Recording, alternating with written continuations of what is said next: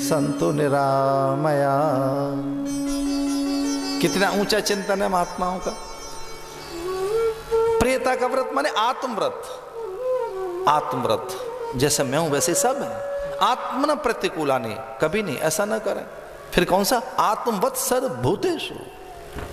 और अगर आत्मवत् सर्वभूतेषु का आपका व्रत है तो दूसरी चीज निकल कर आएगी और उसका नाम है सर्वभूत हिते रता। सर्वभूत हिते रता। फिर प्रत्येक प्राणी के लिए आप होंगे। जब बहुत पहले मैं कभी पश्चिमी देशों में गया था तो वहां किसी एक बहुत बड़े दार्शनिक से मेरी भेंट हुई। यद्यपि वो भारतीय हैं और उन्होंने मुझसे पूछा कि स्वामी जी परदेश में आकर कैसा लग रहा है। काफी 20 बरस पुरानी बात हो गई। तब मैंने उनसे कहा था कि हाँ, परदेश में आकर एक चीज तो समझ आ रही है। तो उन्होंने कहा क्या समझ आया? तो मैंने कहा ये पश्चिम का पूरा जो चिंतन है, पश्चिम का जो दृष्टिकोण है, पश्चिम की जो पूरी सोच है वो पूरे विश्व को बाजार मानती है, ये समझ आ रहा है मुझे। और भारत पूरे विश्व को परिवार मानता है। तो पश्चिम के नजरिए में, पश्चिम के दृष्टि में, पश्चिम का जो दृष्टिकोण है, जो वेस्टर्न एक एटीट्यूड है, जो वेस्टर्न एक एटीट्यूड है पश्चिम का, तो जो पश्चिम की सोच है, उस पश्चिम की सोच में पूरा विश्व एक बाजार है और कुछ नहीं। और भारत की सोच में विश्व एक परिवार है। इसलिए हमारे मुनियों ने एक बात कही, ऋषियों ने एक बात कही, सत्पुरुषों ने बड़ी सुंदर सी बात कही, वसुधैव कुटुंबकम, वसुधैव कुटुंबकम। पूरा विश्व एक परिवार है। पूरा विश्व एक परिवार है। तो कौटुंबिक प्रवृत्तियां, अच्छा कुटुंब किसे कहते हैं? कुटुंब में देना होता है, कुटुंब में दूसरे के लिए जीना होता है, कुटुंब में परिवार में दूसरे के हित के लिए अर्पण करना होता है। एक और मजे की बात, परिवार में हानि हो जाए स्वयं की भलाई, दूसरे की लाभ की चिंता की जाती है। ये परिवार की बात है। परिवार में अपनी हानि हो जाए लेकिन दूसरे के हित की, दूसरे के लाभ की, दूसरे के सम्मान की चिंता की जाती है। और परिवार में तभी आप ऐसे रह सकते हैं। एक इकाई है, व्यक्ति एक इकाई होता है परिवार की, और 4-5 इकाई मिलकर एक परिवार बनता है, और ऐसे बहुत से परिवार मिलकर एक समाज या समुदाय बनता है, और फिर कोई राज्य या देश बनता है। व्यक्ति एक इकाई है परिवार की, एक यूनिट। राशन कार्ड में आपको यूनिट कहा गया है। घर में कितने यूनिट हैं? जो राशन कार्ड है, परिवार में जो गणना है, आप एक यूनिट हैं, बस एक इकाई। तो आप परिवार में क्या एक इकाई है?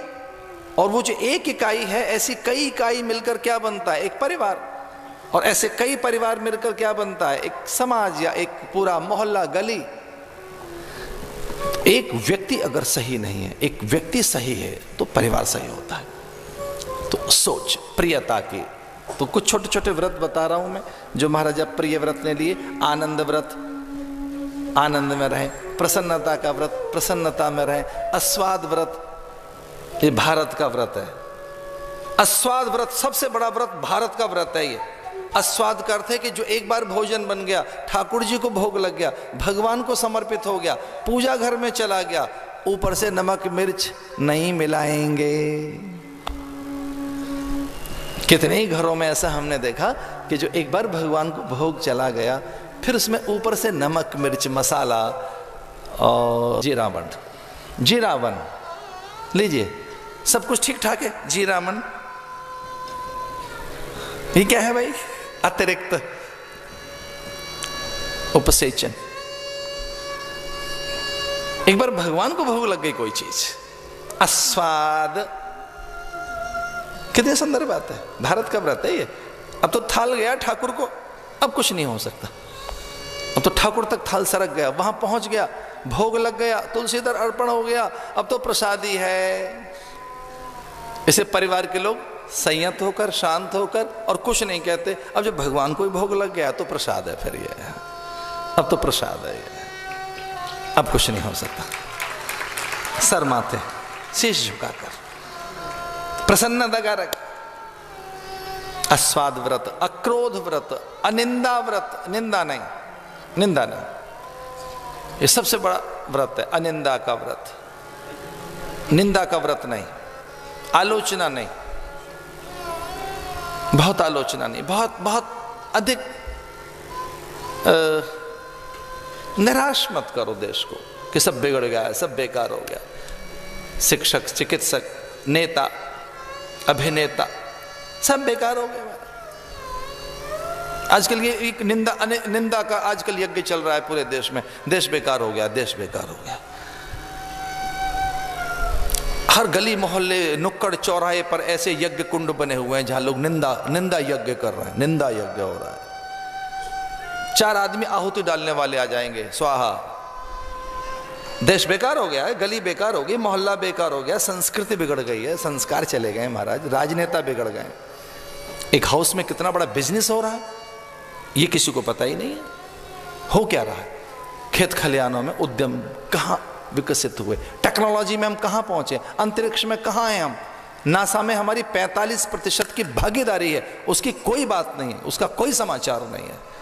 संसार का सबसे अधिक जैसे वैज्ञानिकों का जमावड़ा कहें, अंतरिक्ष के विज्ञानियों का 45% तो हम भारतीय वहां हैं।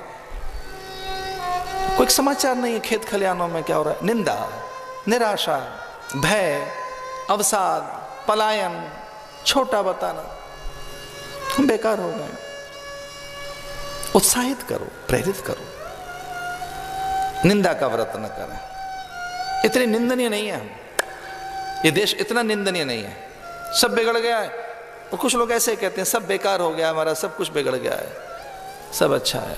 ये जो अनुकूलता के संचय की जो एक बहुत बड़ी वासना हमारे साथ चल रही है कि सब अनुकूल बने हमारे, सब अनुकूल हो, हमारे मनोनुकूल हो, जरा से भी प्रतिकूलता मान्य नहीं, उसने हमें निंदनीय बनाया, निंदनीय। मैं एक बहुत ही दार्शनिक बात कर रहा हूं आपसे, और इसे याद रखना, अगर हम इतनी निंदा करेंगे अपने युग की, समय की, वस्तुओं की, व्यक्तियों की, परंपरा की, प्रथा की, जातियों की, व्यवस्थाओं की, धर्म की, तो क्या सचमुच हम अपनी निंदा नहीं कर रहे हैं?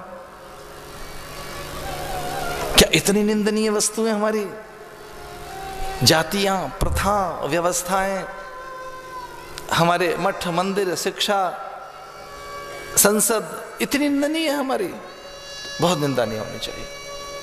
निंदा से निराशा आती है, ये ध्यान रखना। निराशा कब आती है? जब निंदा आती है। और निंदा कब आती है? अश्रद्धा आती है। श्रद्धा में निंदा नहीं आ सकती, श्रद्धा निंदा से दूर रखती है। ये सूत्र है, ये बहुत बड़ा दर्शन है। इससे ये बहुत बड़ा दर्शन है। जैसे आप श्रद्धास्पद होते हैं, जैसे श्रद्धा जीवन में आती है, निंदा चली जाती है, और जैसे अश्रद्धा आएगी तो क्या आती है जीवन में? निंदा। और निंदा के साथ साथ अकर्मण्यता, और अकर्मण्यता के साथ साथ सत्य से, लक्ष्य से पलायन, और उसके बाद प्रमाद, जड़ता, और उसके बाद में कोई फलोपलब्धि नहीं, कोई उत्पादन नहीं।